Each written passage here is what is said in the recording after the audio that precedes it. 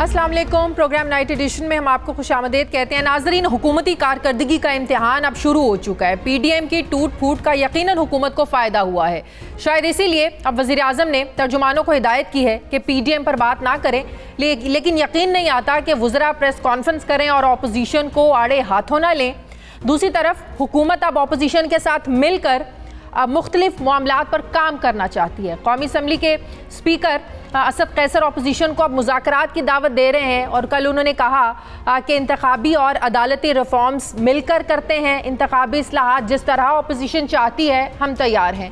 Opposition को भरपूर मौका देना चाहता हूँ। स्टेट बैंक पर जितने दिन बात करना चाहते हैं ईवान में आए, अपोजिशन असम्बली में आए और खुल कर बहस करे, बात करें। अपोजिशन और हुकूमत अपना मौक़िफ़ दें ताकि आवाम को पता चल सके कि आवाम के मसाइल के लिए आखिर बोल कौन रहा है। अब क्या अपोजिशन हुकूमत के साथ बैठकर इन मसाइल पर बात करेगी? क्या पाकिस्तान पीपल्स पार्टी जो तमाम मसाइल को पार्लियामेंट में रहकर हल करने पर यकीन रखती है, इसीलिए शायद इस्तीफ़ों का ऑप्शन पीपल्स पार्टी को काबिल कबूल नहीं था, तो क्या पीपल्स पार्टी अब हुकूमत के साथ बैठेगी, इन मामलात पर बात करेगी? क्या वाकई मुल्की मफाद की खातिर आपस के इख्तलाफात को भुला कर ये जमातें आगे बढ़ेंगी? एक बात तो हम जानते हैं कि मौजूदा हुकूमत को ब्यूरोक्रेसी के ताउन से बहुत सी शिकायत है पहले दिन से ही, लेकिन आज हमने देखा कि मुस्लिम लीग नून के रहनुमा एहसन इकबाल साहब ने भी सरकारी अफसरान से शिकायत की। उन्होंने क्या कहा, जरा सुनिए। मैं पाकिस्तान की सिविल सर्विस से भी अपील करना चाहता हूं, वो अफसरान जो मुकाबले का इम्तिहान पास करके आते हैं, आप रियासत पाकिस्तान के मुलाजिम हैं, आप पीटीआई के जियाले या सियासी कारकुन नहीं हैं। ये नहीं हो सकता कि आप सरकारी मुलाजमत भी करें और सियासत भी करें। पाकिस्तान की सिविल सर्विस की अक्सरियत फर्ज शनास अफसरों पे मुश्तमिल है। चंद मुट्ठी भर अफसरान जो सियासी जमात का अलहकार बनते हैं, काली भेड़ें बन के पूरी सिविल सर्विस को बदनाम करते हैं। ऐसे लोगों को जो सियासत में मुलव्वस होते हैं, सिविल सर्विस में बर्दाश्त नहीं किया जाएगा। तो क्या अब ये समझा जाए कि क्या जो अपोजिशन है ये सरकारी अफसरान को दबाव में लाने की कोशिश कर रही है? दूसरी तरफ वज़ीर आज़म इमरान खान के दरीना साथी, पुराने दोस्त, हर वक्त साथ रहने वाले जहांगीर तरीन आज खूब गरजे।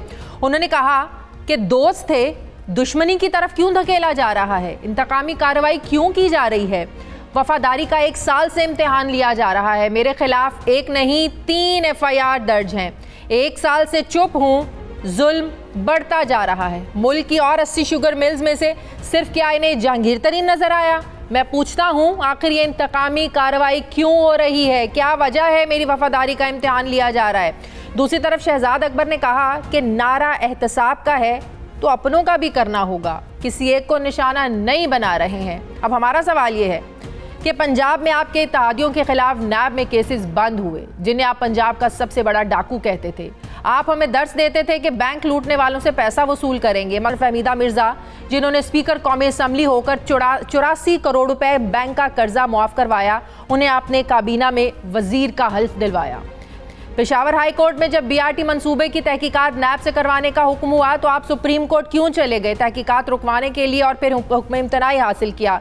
तो फिर सबका एहतसाब क्यों नहीं है? क्यों तहरीक इंसाफ के कौलो फेल में तजाद है? जिस MQM को आप कातिलों की जमात कहते थे, आज वो आपके इत्तेहादी हैं। आप उनसे भी पूछ लेते कि साल साल कत्लो गारत और बोरी बंद लाशों का जिम्मेदार कौन है, लेकिन क्या करें, वो आज आपके इत्तेहादी हैं। और फिर सबसे बड़ा सवाल, बकौल आपके जिन लोगों ने इस मुल्क की मईशत का बेड़ा गर्क किया, क्या वो नून लीग और पीपल्स पार्टी हैं? तो वज़ीर आज़म साहब, मईशत का बेड़ा गर्क करने वालों की टीम तो आज आप लोगों के साथ बैठी है। हफीज़ शेख आपके साथ थे, शौकत तरीन पीपल्स पार्टी के साबिक वज़ीर ख़जाना जो खुद आपकी मौशी पॉलिसियों पर तनकीद करते हैं, वो अब फिर आपकी इकनॉमिक एडवाइजरी कमेटी का हिस्सा क्यों हैं? वक़ार मसूद जो इसहाक डार के फाइनेंस सेक्रेटरी थे, वो आज आपकी टीम का हिस्सा क्यों हैं? फिर तो इन सब से एहतसाब करें, सबसे पूछें कि मुल्क की मईशत को आपने ख़राब कैसे किया, क्यों किया? सबसे सवाल होना चाहिए। तो क्या इस नए पाकिस्तान में ये समझा जाए कि एहतसाब भी नज़रिया ज़रूरत के मुताबिक ही होगा? इस सब पर मैं बात करूँगी। मुझे ज्वाइन कर रहे हैं तहरीक इंसाफ की रहनुमा पार्लिमानी सेक्रेटरी बराए खारजा अमूर अंदलीब अब्बास साहिबा ने मुझे ज्वाइन किया। अस्सलाम वालेकुम, बहुत बहुत शुक्रिया अंदलीब अब्बास साहिबा आपका। अंदलीब साहिबा, انتقامی کارروائیوں کا الزام، سیاسی انتقامی کارروائیوں کا الزام کل تک اپوزیشن اس حکومت پر لگا رہی تھی. آج آپ کے اپنے لوگ آپ لوگوں پر یہ الزام لگا رہے ہیں. جہانگیر ترین صاحب نے آج یہ کہا. صرف وہ نہیں، ان کے ساتھ تحریک انصاف کے اور بھی لوگ موجود تھے، M N A M P As موجود تھے. جہانگیر ترین صاحب نے کہا کہ میری وفاداری کا امتحان لیا جا رہا ہے. 1 سال سے میں چپ ہوں، انتقامی کارروائیاں کیوں بڑھتی جا رہی ہیں؟ دوست ہوں، دشمن نہیں ہوں. تو یہ لگتا نہیں ہے کہ اپوزیشن کا کل تک جو موقف تھا انتقامی کارروائیوں کا، وہ تو جب آپ کے دوست بھی اب کہنا شروع ہو گئے ہیں تو سچ یہ ثابت نہیں ہو رہا کہ واقعی حکومت شاید اقتدار میں آئی ہے انتقامی کارروائیاں کرنے کے لیے؟ دیکھیں، یہی تو فرق ہے. جب ہم اپوزیشن میں بھی تھے اور جب ہم حکومت میں بھی ہیں، ہم نے کہا تھا کہ چاہے کوئی بھی ہو، نو بڈی از ابو دا لا. چاہے وہ رشتہ دار ہو، چاہے وہ دوست ہو، چاہے وہ ورکر ہو. یہ ہوتا ہے ابو دا لا ہونا. کہ جی آپ نے کسی قسم کی کوئی، اور یہ آپ لوگ ہی ہمیں بار بار کہتے تھے کہ جی فلانے کو کیوں نہیں آپ کرتے، فلانے کو کیوں نہیں کرتے. ہم نے کہا تھا کہ ہم حکومت میں آئیں گے، اگر ادارے ہمارے نیچے ہوئے تو ان کے کیسز جائیں گے. اور لا جو ہوتا ہے وہ بلائنڈ ہوتا ہے. صحیح ہے. وہ جو ہوتا ہے وہ اندھا ہوتا ہے. وہ یہ نہیں دیکھتا کہ یہ آپ کا دوست ہے یا رشتہ دار ہے. اس میں آپ نے دیکھا بہت سی دفعہ بہت سے جاننے والے لوگ، بہت سے کبھی آپ ان کے کبھی بھی آپ نے عمران خان صاحب کے نہ بیٹے، نہ جس کو کہتے ہیں کوئی چچا، نہ کوئی ان کے فرینڈز کو آپ دیکھیں گے کہ جی وہ اعلیٰ عہدوں پہ سفارش کر کے پہنچ گئے ہیں. جو صحیح بات ہے وہ صحیح بات ہے. ایک شوگر انڈسٹری پہ ایک انویسٹیگیشن ہوئی، اس انویسٹیگیشن کے اندر نام نکلے، اور ان سب ناموں پہ، چاہے وہ میرے نام، میرے رشتہ دار ہیں، آپ کے رشتہ دار ہیں، کسی کے بھی، ان پہ انویسٹیگیشن ہو رہی ہے. اور جیسے جیسے انویسٹیگیشن بڑھ رہی ہے اس پہ قانون نہ کام کر رہا ہے. صحیح. اچھا چلیں ٹھیک ہے، بڑی زبردست بات ہے. آج شہزاد اکبر نے بھی کہا کہ نعرہ جو احتساب کا ہے تو اپنوں کا بھی کرنا ہوگا. تو پھر میرا بھی ایک سوال سن لیں. احتساب واقعی سب کا ہونا چاہیے، کراس دی بورڈ ہونا چاہیے. تو پھر پنجاب میں جو آپ کے اتحادی بیٹھے ہوئے ہیں، جن کو پرائم منسٹر پنجاب کا سب سے بڑا ڈاکو کہتے تھے، نیب نے ان کے خلاف آمدن سے زائد اثاثوں کا کیس کھولا، وہ عدالت چلے گئے، انہوں نے درخواست دی کہ یہ جو نیب ہے یہ پولیٹیکل انجینئرنگ کر رہی ہے، 20 سال پرانے کیسز نہیں کھولے جا سکتے. پھر یہ وہی نیب تھا جس نے کہا کہ ہم کیس بند کر رہے ہیں. تو پولیٹیکل انجینئرنگ کا الزام، تو یہ باتیں تو عدالت کی بہت ساری فائنڈنگز جو ہیں، بہت سارے فیصلوں میں عدالت یہ بات کر چکی ہے. یہی بات تو اپوزیشن کر رہی ہے. پھر آپ کے اتحادیوں پر جو کیس کھلے وہ بند کیوں ہوئے، اس کو آپ لوگوں نے پرسو کیوں نہیں کیا؟ پھر یہ ایک پاکستان کا نعرہ نہ لگائیں نا آپ لوگ اس سارے سسٹم میں. دیکھیں، میں تو پہلے بھی آپ کو بتا چکی ہوں کہ ادارے انڈیپینڈنٹ ہیں. اگر ادارے انڈیپینڈنٹ نہ ہوتے تو یہ لوگ ایسے نہ پھرتے ہوتے بیلوں پہ اور ادھر ادھر. اب جو بھی کیس ہے، آپ نے یہ دیکھنا ہے کہ جی ہم اپوزیشن میں تھے تو ہم جب نیب یا کوئی ایک ادارہ یا الیکشن کمیشن سے ہمیں ریلیف نہیں ملتی تھی یا ہمارا کیس پروف نہیں ہوتا تھا، ہم اگلے اس پہ جاتے تھے ریلیف لینے، کیس کرنے. تو اگر اپوزیشن کو یہ فیل ہوتا ہے کہ کوئی بھی بندہ ان کے خیال میں، اور ان کے پاس ایویڈنس ہے، کیونکہ ہم تو زبردستی کسی ادارے کو نہیں کہہ سکتے کہ بھئی اس کو پکڑو یا اس کو چھوڑو. یہ تو اپوزیشن کا کام ہے کہ اگر وہ کہتے ہیں اس بندے پہ ہمیں یہ شک ہے، وہ شک ہے، اور ان کو لگتا ہے کہ نیب وزراء یا کوئی بھی ادارہ کرتے رہے ہیں، پرائم منسٹر کہتے رہے ہیں اتنے لوگ اندر ہوں گے، اتنے لوگ جیلوں میں ہوں گے، یہ تو باتیں ہوتی رہی ہیں نا، یہ آپ لوگ کہتے رہے ہیں. دیکھیں، ہمارا تو obviously یہ کہنا ہے کہ جی جو پچھلے 30 سال میں پاکستان کو لوٹا گیا ہے اور بہت بڑے بڑے کیسز ہیں، ان پہ ضرور ان کو اندر ہونا چاہیے. لیکن ہم زبردستی عدالتوں پہ دباؤ ڈال کے ان کو اندر نہیں کر سکتے. چلیں ہم تو یہاں ٹھیک ہے، نہیں ڈال سکتے آپ دباؤ، نہیں ڈال سکتے.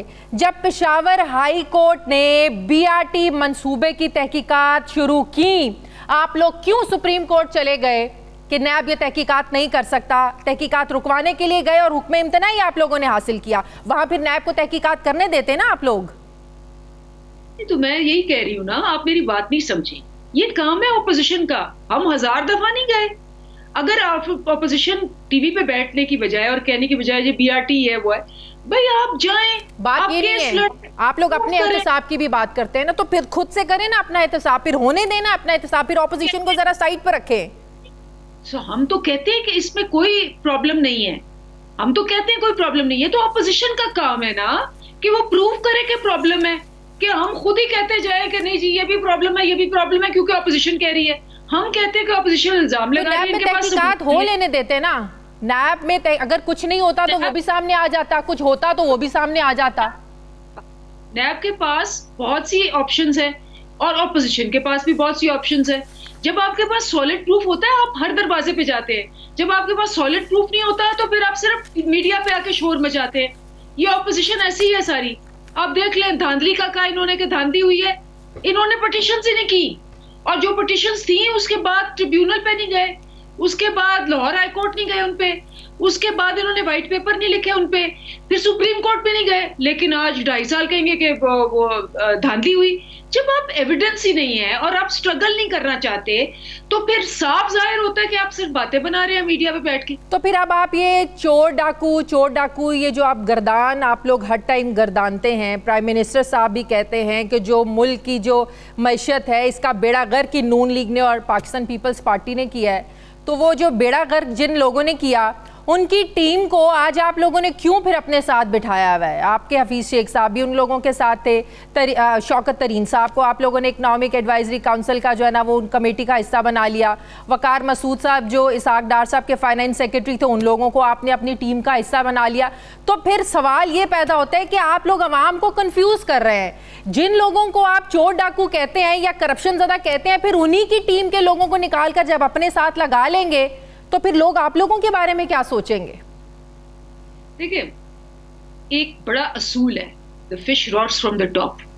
جب اوپر کے لوگ بے ایمان ہوں گے، بددیانت ہوں گے اور ان پہ سپریم کورٹ کہے گا کہ یہ جھوٹے ہیں، بددیانت ہیں، کانوکٹ ہوں گے، بھگوڑے ہوں گے، چکما دے رہے ہوں گے، تو نیچے والے لوگ کام نہیں کر سکتے. اسی لیے جب اوپر والا بندہ ہوگا ایماندار تو نیچے والے لوگوں کو موقع ملے گا اپنے ٹیلنٹ دینے کا. یہ وہی لوگ ہیں، ان میں سے بہت سارے ایسے لوگ ہیں جنہوں نے اور لیڈرز کے نیچے بھی کام کیا ہوا ہے، کچھ کے نیچے وہ اچھا پرفارم بھی کر چکے ہیں. جب مشرف صاحب تھے ان میں سے کچھ لوگوں نے بہت اچھا پرفارم کیا تھا، لیکن اس کے بعد جب نواز شریف، کیونکہ آبویسلی اگر آپ ایک سیکرٹری ہیں یا آپ کچھ بھی ہیں آپ نے تو ہر حکومت کے ساتھ کام کرنا ہے. ضروری نہیں ہے کہ نیچے سارے بندے جو ہیں وہ خراب ہوں، لیکن وہ بیچارے مجبور ہو جاتے ہیں. سب سے امپورٹنٹ بات ہے کہ آپ کا سربراہ جو ہے، ملک کا لیڈر جو ہے، اگر وہ چور ہوگا اور وہ چوری کر رہا ہے، وہ کسی چور کو پکڑنے جوگا نہیں ہوگا، وہ ہر چور کو پروٹیکٹ کرے گا، وہ ہر قانون ایسا بنائے گا کہ چور پروٹیکٹ ہو. اور یہی مسئلہ تھا پاکستان کا. اب دیکھیں کہ اگر ہم بلا تفریق اپنوں کو بھی اور ان کو بھی نیب پکڑ رہے ہیں، جو بھی پکڑ رہا ہے، اور ہم ان پر پریشر نہیں ڈال رہے، تو وہ یہ بھی کہتے ہیں کہ اپنی پارٹی کے لوگ کہہ رہے ہیں. آج ترین صاحب اکیلے نہیں تھے، جیسے میں نے پہلے بھی کہا پارٹی کی اور لوگ بھی اس میں شامل تھے. اس کا مطلب یہ ہے کہ آپ کی پارٹی کے اندر ہی اس بات پر اتفاق رائے نہیں ہے کہ تحریک انصاف کی حکومت جس طریقے سے احتساب کر رہی ہے وہ ٹھیک طریقہ کار ہے. تو آپ کو نہیں لگتا اب تحریک انصاف کا ایک جو دڑا ہے وہ کھل کر سامنے آ رہا ہے، اس سے پاکستان تحریک انصاف کو آنے والے دنوں میں نقصان بھی ہو سکتا ہے؟ دیکھیں اگر جو لوگ جن پہ کوئی جنہوں نے کچھ کیا ہوا ہے یا جو احتساب کو نہیں مانتے تو وہ ہمارے منشور پہ نہیں ہے. ہم تو اپنے سارے ورکرز کو، خان صاحب نے، ہمارے جو پرائم منسٹر ہیں، ہر دفعہ کہتے ہیں کہ جو ہوگا تم میں سے سونر اور لیٹر پکڑا جائے گا، کیونکہ احتساب ہم نے. تو کیا پرائم منسٹر صاحب ان لوگوں کو بلا کے پوچھیں گے کہ جس انسان پر کیسز چل رہے ہیں، جس نے جو ہے نا وہ منافع خوری کی ہے، غریب آدمی کو نقصان پہنچایا، تم لوگ اس کے ساتھ کیوں کھڑے تھے؟ پارٹی پالیسی کے خلاف تم لوگ کیوں گئے؟ تم لوگ کیوں جہانگیر ترین کی ہاں میں ہاں ملا رہے تھے؟ ضرور اس پہ تفتیش ہوگی، کیوں نہیں ہوگی. ٹھیک ہے، بہت بہت شکریہ. پاکستان تحریک کی رہنما پارلیمانی سیکرٹری برائے خارجہ امور اندلیب عباس صاحبہ میرے ساتھ ہی. مجھے ایک بریک لینی ہے، ناظرین واپس آ رہیں گے چھوٹے سے وقفے کے بعد.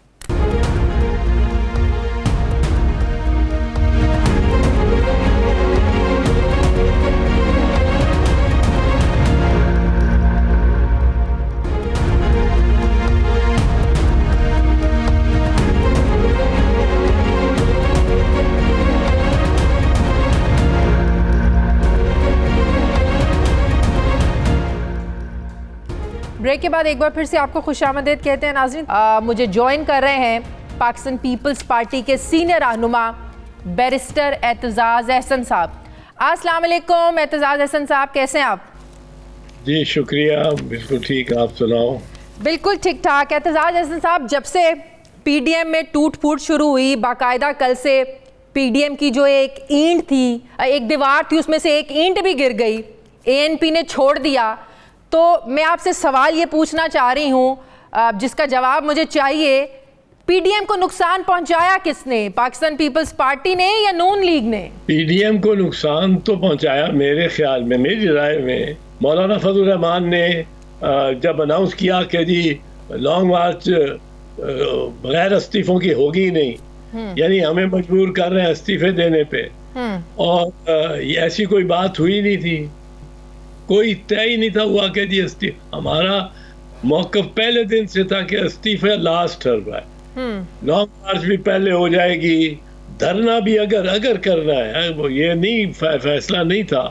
اور میں تو دھرنے کے خلاف ہوں ذاتی طور پہ, پر پارٹی جو بھی فیصلہ کرتی اس کا پابند ہوتا, پر لانگ مارچ بھی ہو جائے, دھرنا بھی ہو جائے, جلد سے بھی ہو جائے, لیکن استعفے وہ ہے وہ جو آخر میں سوچیں گے کہ استعفے دینے ہیں کہ نہیں. صحیح. ہر آپشن کو اس کے وقت آنے پہ یہ سوچنا ہے اور دیکھنا ہے. آپ نے یہ اناؤنس کر دیا کہ جی لانگ مارچ نہیں ہوگی اگر استعفے ہی نہیں ہوں گے, تو استعفوں کا یہ تو مولانا صاحب نے کیا. ادھر محترمہ نے جو پہنچایا مریم بی بی نے, وہ تھوڑا نقصان پہنچایا. وہ کہتی ہیں لیکن بظاہر تو لڑائی کی وجہ سامنے آئی نا, جو گیلانی صاحب کو اپوزیشن لیڈر بنوا لیا, باپ سے ووٹ لے لیے, جن کے خلاف بات کرتے تھے انہی سے ووٹ لے لیے. صحیح لڑائی اور معاملہ تو پھر تب شروع ہوا نا جب پھر شوکاز نوٹس بھی بھیج دیا گیا. بظاہر تو پی ڈی ایم میں عہدوں کی لڑائی نظر آئی ہمیں. اس میں اگر آپ سوچیں, میں آپ سے پوچھتا ہوں کہ گیلانی صاحب کا لیڈر آف دی اپوزیشن بن جانا زیادہ غلط تھا. حالانکہ میں ایک چیز عرض کر دوں کہ میں سمجھتا ہوں یہ مروجہ اصول ہی یہ ہے کہ میں 2 دفعہ خود لیڈر آف دی اپوزیشن رہا ہوں سینٹ میں, اور یہ اس پارٹی کو جو ملتا ہے یہ عہدہ جس کے سب سے زیادہ ووٹ ہوں, جس کی اپوزیشن میں اکثریت نہیں ہو, اکثریت بے شک نہ ہو, لیکن اپوزیشن کی جماعتوں میں ایک کے 4 ہوں, دوسرے کے 8 ہوں, تیسرے کے 6 ہوں, چوتھے کے 8 ہوں, اور یہ مل کے ان کے 24 ہوں, پر ایک جو پارٹی ہے اس کے اگر 18 ہیں تو وہ اس کا لیڈر دی اپوزیشن ہوگا. لیکن یہ تو مروجہ اصول کی بات کر رہے ہیں نا, لیکن پی ڈی ایم کے پلیٹ فارم سے کچھ مشترکہ فیصلے بھی تو ہوئے تھے نا بقول نون لیگ کے. یہ بقول نون لیگ کے یہ ہرگز نہیں تھے ہوئے. آپ نے راجہ پرویز اشرف کو, میرا خیال ہے شاید آپ کے پروگرام میں کل وہ آئے تھے, انہوں نے پورا ایکسپلین کیا, کسی ایک پروگرام میں تھے اور انہوں نے کیا, وہ موجود تھے اس میں, اور ان کے ساتھ اتفاق کیا شاید خاقان عباسی نے کہ کوئی ایسا فیصلہ نہیں ہوا, اور یہ مروجہ اصول بھی اس پہ ہو سکتا ہے. لیکن میں ایک دوسری بات کر رہا ہوں. ہم پہ الزام ہے, چلیے ٹھیک کہ آپ نے ایک معاہدہ توڑ دیا, ہم نے معاہدہ توڑا. نون لیگ نے کیا کیا؟ نون لیگ نے پنجاب میں کس کے ساتھ, پی ٹی آئی کس کے ساتھ, عمران خان کے ساتھ طے کر کے سیٹیں بانٹ کے ہمیں بیچ میں سے ہمارے کینڈیڈیٹ کو وڈرا کرا کے گورنمنٹ کے کینڈیڈیٹ کو ووٹ ڈال دیے اپنے جو ان کے اضافی تھے, اور گورنمنٹ کا کو ایک سیٹ ایکسٹرا دے دی. ہمیں کہا آپ وڈرا کر لیں. پہلے ہمیں کہا خود خاقان عباسی صاحب نے یہ کہا ہماری قیادت کو کہ یہ آپ کے پاس کچھ اضافی ووٹ ہیں, کچھ ہمارے پاس اضافی ووٹ ہیں, ہم آپ کو دیں گے اور آپ اپنا کینڈیڈیٹ کھڑا کریں.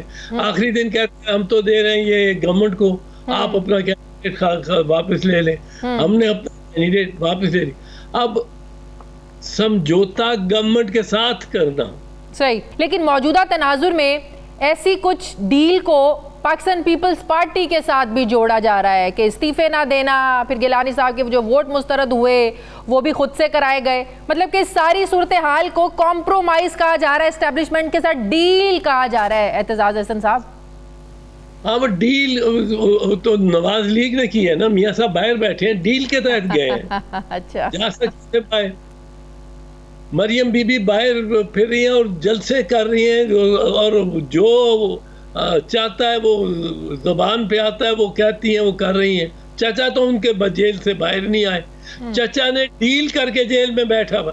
اچھا, چچا ڈیل کر کے بیٹھا ہوا جیل میں؟ وہ بالکل, میں تو یہ کئی دفعہ کہہ چکا ہوں, میں آپ کو بتاتا ہوں اس کی منطق کیا ہے. چچا پریزیڈنٹ ہے پارٹی کا, بھتیجی وائس پریزیڈنٹ ہے پارٹی کی. چچے نے بالکل صحیح طور پہ, بالکل بجا اور بڑی دانش مندی سے, اس نے بھی اور خواجہ آصف نے بھی, شہباز شریف نے تو اپنی درخواست ضمانت کی واپس لی ہے, اس نے تو اپنی درخواست ضمانت کی واپس لی ہے اور کہا میں جیل میں ہی بہتر ہوں. جیل میں کیوں بہتر؟ ہاں, کیا وجہ اس کی؟ اس میں مجھے آرام بہت ہے.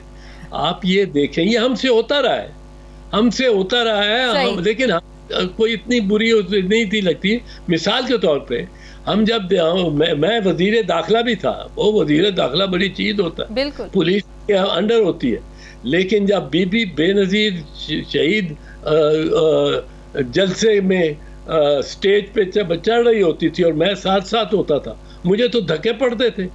وہ بی بی کو لے کے پھرتا تھا کراؤڈ اور بٹھاتے تھے ان کی جگہ, جب تک وہ بیٹھتی جاتی وزیر داخلہ, وزیر خارجہ, وزیر فلانا, وہ قریب نہیں سے جا سکتے اس سٹیج کے, وہ ورکر اور سارے اس کی. لیکن اعتزاز صاحب, جو ہمیں بھی اعتزاز, اب چچا نے سن لو, چچا سوچتا ہے, صحیح سوچتا ہے کہ میں پریزیڈنٹ ہوں, یہ پریزیڈنٹ ہے, میں چچا ہوں, یہ بھتیجی ہے. کراؤڈ اس کی وجہ سے آیا ہوا ہے, صحیح, کراؤڈ مریم کی وجہ سے وہاں آتا ہے.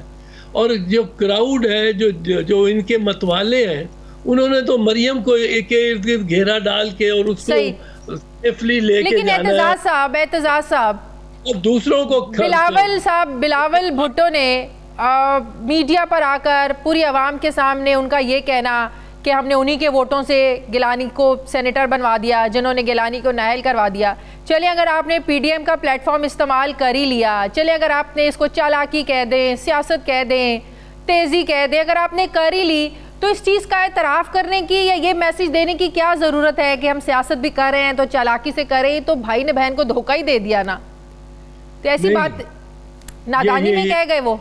نہیں, انہوں نے یہ نہیں کہا کہ جنہوں نے ان کو نااہل کرایا, یعنی وہ باپ والے یا گورنمنٹ والے جنہوں نے ان کو نااہل کرایا اور ان سے ہم نے ووٹ لے کے اس کو بنا دیا ہے وزیر اعظم, ان کا مطلب تھا کہ جنہوں نے نااہل کرایا, کنہوں نے کرایا؟ نون لیگ والوں نے کرایا. جی, میں وہی بات کر رہی ہوں, نون لیگ والوں نے کرایا, چودھری کے ساتھ مل کے, چیف جسٹس پاکستان کے ساتھ مل کے انہوں نے نااہل کرایا. اور میاں نواز شریف کی اس وقت کی تقریریں آپ کو یاد نہیں؟ بالکل یاد ہے, وہ کالا کوٹ پہن کے جانا عدالت میں, وہ بھی یاد ہے, وہ بھی یاد ہے. اور یہ کہتے تھے کہ اترو تم وزارت عظمت کرسی سے, اترو, نااہل ہو گئے ہو. تو اعتزاز صاحب مان جائیں یہ اتحاد غیر فطری تھے, اپنے مفادات کی جنگ تھی, اپنے مفادات کے لیے اتحاد تھا, کوئی عوام کے لیے باہر کوئی نہیں تھا نکلا, عوام کے لیے اتحاد نہیں بنا تھا. سر میں تو پہلے سے یہ کہہ رہا ہوں,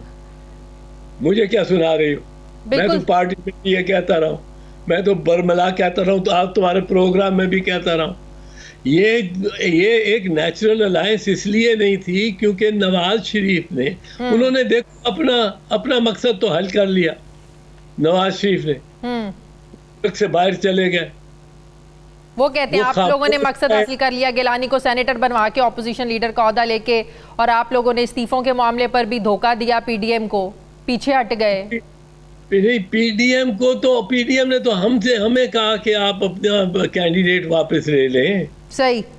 اب مجھے یہ بتائیں, اب پی ڈی ایم تو ٹوٹ گئی, اب بھلے ہی کہتے رہیں کہ ہم کوشش کریں گے ساتھ چلیں, پی ڈی آئی برقرار ہے, پی ڈی ایم, اب حکومت جو آپ لوگوں کو بلا رہی ہے اپوزیشن کو، اسپیکر قومی اسمبلی میں نے بھی کہا آئیں مل کر انتخابی اصلاحات کرتے ہیں، جوڈیشل ریفارمز کرتے ہیں، کیا جو پہلے تو پی ڈی ایم کے مشترکہ پلیٹ فارم سے فیصلے ہوتے تھے، کیا پاکستان پیپلز پارٹی انڈیویجولی سوچے گی کہ ہمیں حکومت کے ساتھ بیٹھنا ہے، بات کرنی ہے یا نہیں کرنی ہے؟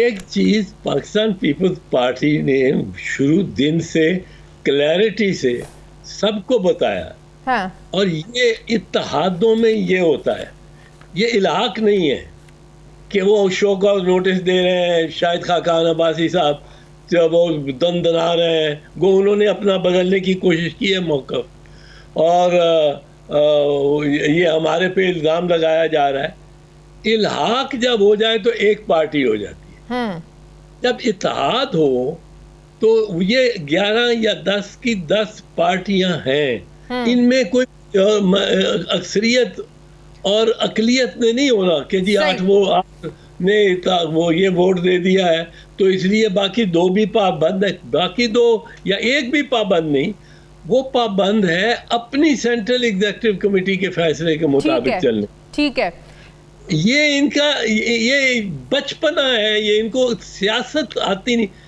اصل پرابلم میں جو پہنچا ہوں شادیہ بڑا تکلیف دہ صورتحال سے، اصل پرابلم ضیاء الحق اور ضیاء الحق نے جو 1985 کے غیر جماعتی الیکشن انتخابات کرائے، اس میں ایسے ایسے لوگ آ گئے جن کو سیاست کا کوئی علم ہی نہیں تھا، جنہوں نے پہلے دن سے سوچا کہ فائدہ کہاں ہے، انہوں نے دیکھا ضیاء الحق سے کے ساتھ ہے اور پھر محمد خان جنیجو کے ساتھ ہے، کوئی پارٹی افیلیشن نہیں تھی، کوئی پارٹی افیلیشن نہیں تھی، فائدہ مفاد۔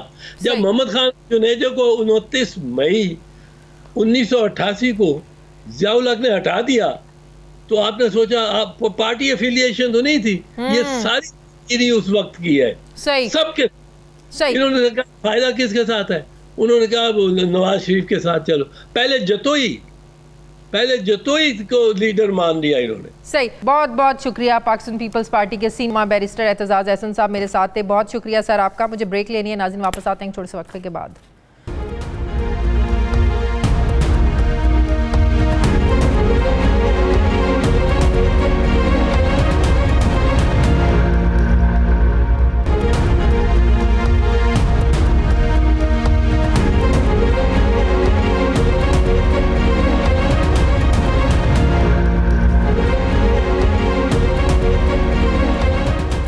بریک کے بعد ایک بار پھر سے آپ کو خوش آمدید کہتے ہیں۔ ناظرین، پولیس ریفارمز کی بات کریں تو یہ ہر دور حکومت میں کی گئی ہے۔ وزیر اعظم عمران خان کی جانب سے بھی 90 روز کے اندر پنجاب پولیس میں KP کے پولیس بارڈر پر اصلاحات لانے کا اعلان کیا گیا، لیکن سانحہ ساہیوال ہو، بہاولپور کے صلاح الدین پر پولیس تشدد کا واقعہ ہو یا پھر اسلام آباد میں اسامہ ستی کا کیس ہو، حکومت کو پولیس کی کارکردگی کی وجہ سے شدید تنقید کا سامنا کرنا پڑا ہے۔ سوال یہ ہے کہ کیا پولیس ریفارمز اتنی مشکل ہیں کہ حکومت ابھی تک پولیس اصلاحات کرنے میں کامیاب نہیں ہو سکی؟ لیکن اب معلوم ہوتا ہے کہ محکمہ پولیس نے اپنا احتساب خود کرنے کا فیصلہ کر لیا ہے۔ گزشتہ روز انسپیکٹر جنرل پولیس انعام غنی کی ہدایت پر مجرمانہ ریکارڈ رکھنے والے 61 SHOs کو معطل کیا گیا۔ افسران کے خلاف کارروائی کے لیے ہیومن ریسورس مینجمنٹ سسٹم کا استعمال کیا گیا۔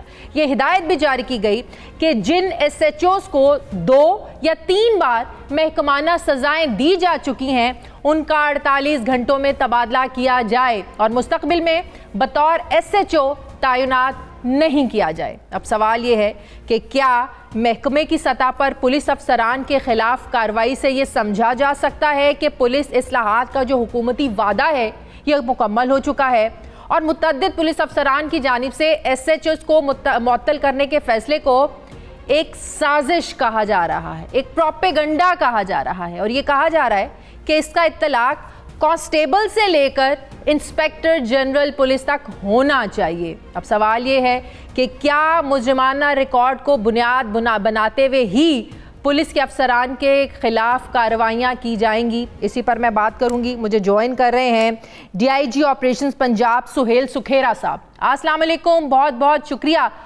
سکھیرا صاحب آپ کا۔ سہیل صاحب بہت اچھا اقدام ہے کہ مجرمانہ ریکارڈ رکھنے والے جو ایس ایچ اوز ہیں انہیں عہدے سے ہٹایا جا رہا ہے، لیکن بڑے افسران اس سے اختلاف رکھتے ہیں، جیسے کہ میں نے اپنے انٹرو میں بھی کہا صرف ایس ایچ اوز ہی کیوں، why not S P, D S P, I G, ان لوگوں کے خلاف یہ اقدام کیوں نہیں اٹھایا جا سکتا، یا آپ کہیں گے کہ مستقبل میں اٹھایا جائے گا؟ جی السلام علیکم اور بہت شکریہ، آپ نے ایک بڑا تھورو سا انٹروڈکشن دیا ہے، اس میں پیس میل میں آپ کو میں اس کا آنسر کر دیتا ہوں۔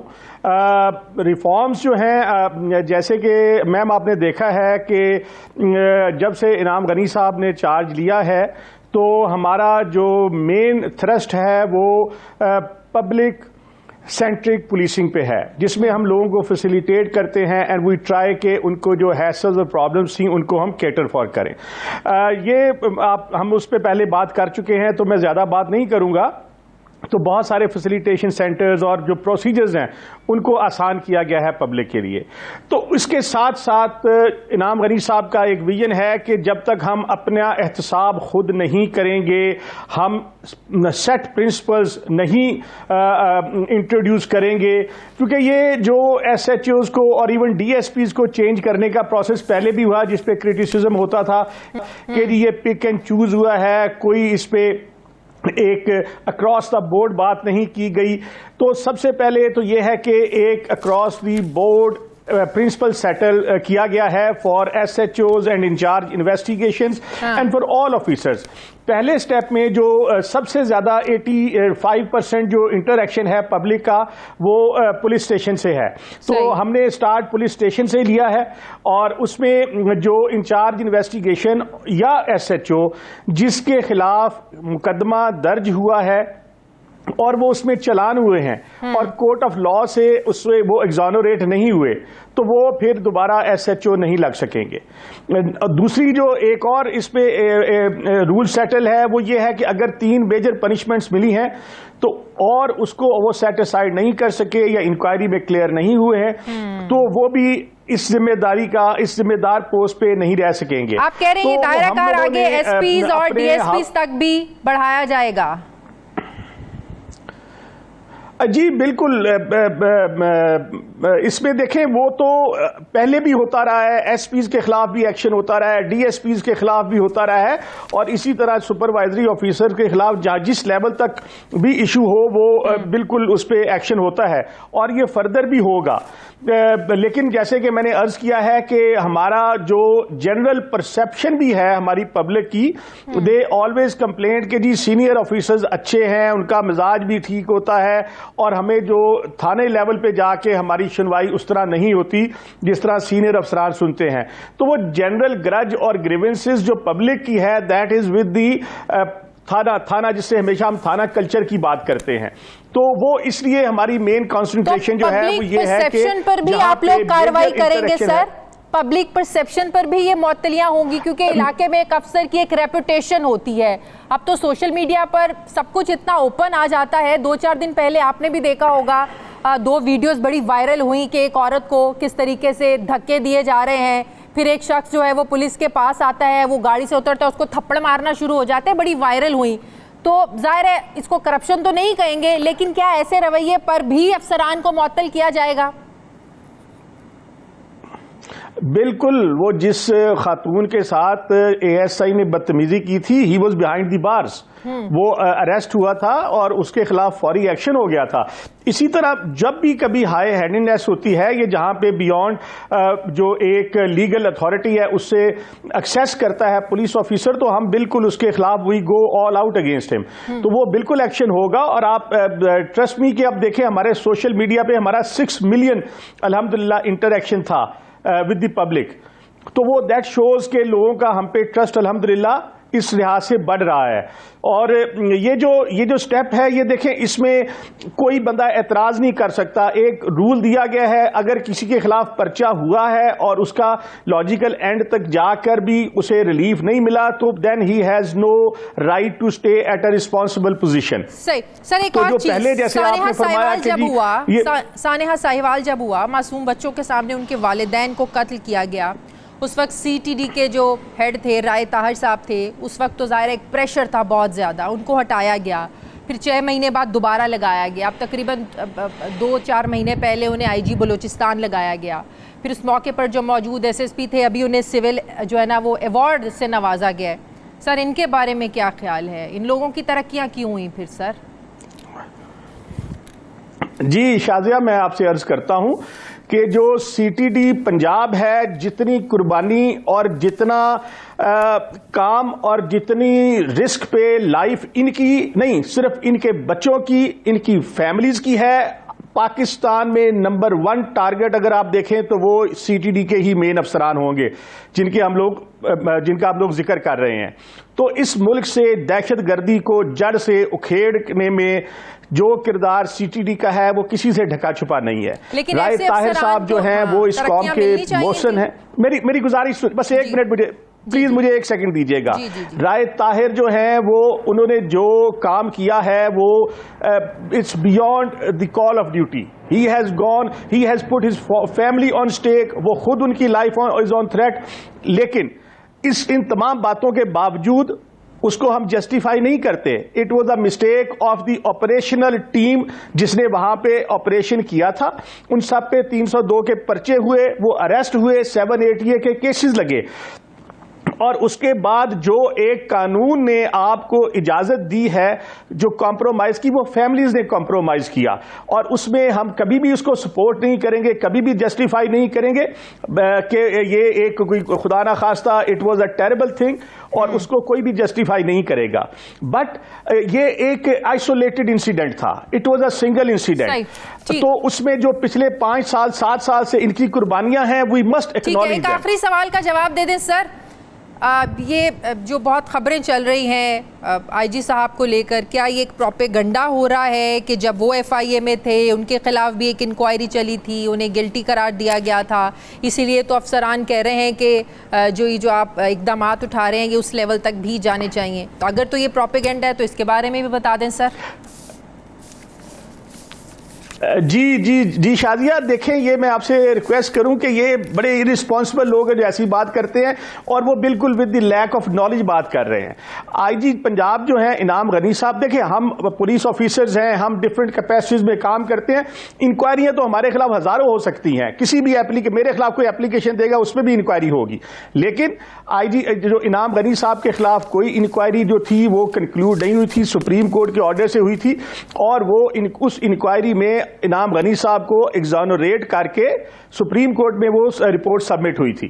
تو وہ جس کا یہ ذکر اکثر کیا گیا ہے, جب ان کی پوسٹنگ بھی تھی تو وہ لوگ جو جنہیں اتنی خوشی ان کی پوسٹنگ کی نہیں ہوئی تھی تو وہ پروپیگنڈا کر رہے تھے. اٹس ایبسلیوٹلی فالس پروپیگنڈا, اور دیز آر دی ریومرز, کیونکہ وہ ایکشن لے رہے ہیں ان دی انٹرسٹ آف پبلک. انہوں نے جو وہ بے لگام قسم کے لوگ تھے جنہیں سزاؤں کی پرواہ نہیں تھی بالکل, اور وہ کیئر نہیں کرتے تھے کہ جی ٹھیک ہے 10 سزائیں بھی ہوں گی کوئی بات نہیں, انہوں نے کہا ٹھیک ہے اگر آپ کرمنلز ہیں تو I do not want criminals on the main stream.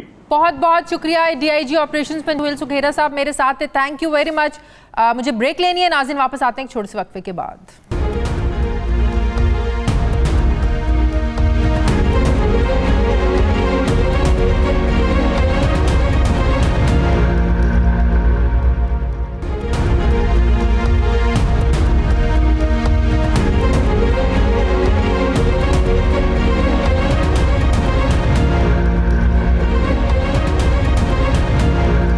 Break کے بعد ایک بار پھر سے آپ کو خوش آمدید کہتے ہیں. ناظرین, گزشتہ ہفتے برطانوی حکومت کی جانب سے پاکستان کو سفری پابندیوں کی ریڈ لسٹ میں شامل کیا گیا, جس کے مطابق 9 اپریل سے پاکستانیوں کو برطانیہ میں وزٹ ویزے نہیں دیے جائیں گے. صرف برطانوی شہری اور جو ریزیڈنسی ویزا ہولڈرز ہیں وہی برطانیہ جا سکیں گے.